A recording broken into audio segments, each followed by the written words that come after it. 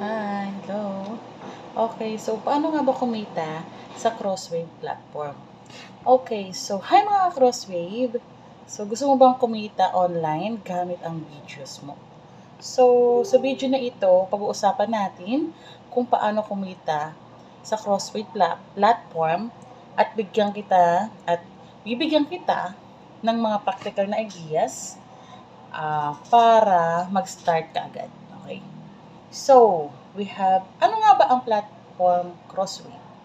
O ang Crosswave platform. So, ang Crosswave platform ay isang content sharing platform kung saan pwede kang mag-upload ng videos at kumita depende sa views, engagement, at iba pang monetization features na available sa platform.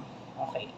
So, we have parang combination siya ng social media at earning app. So, habang nagbabahagi ka ng mga content, may chance kang kumita.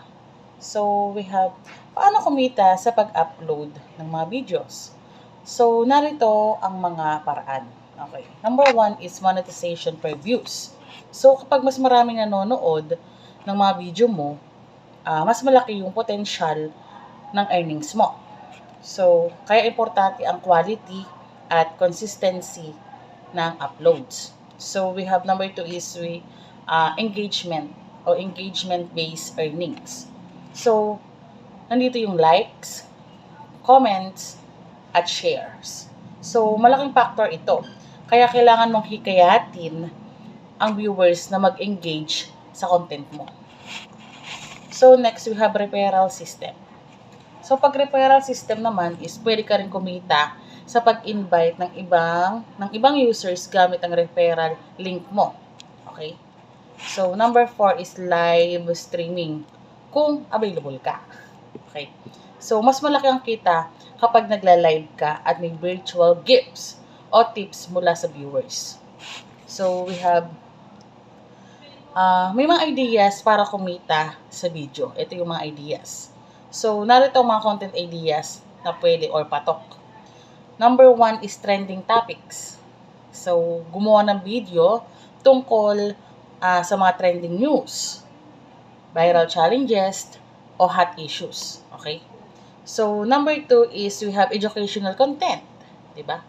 So, mag-share ng mga tutorials tulad ng cooking tips, online earning tips, o tech guides. So, yun lang. So, next naman, pwede rin is yung daily vlog. So, i-document ang daily routine mo. Simple, pero relatable content works. Okay?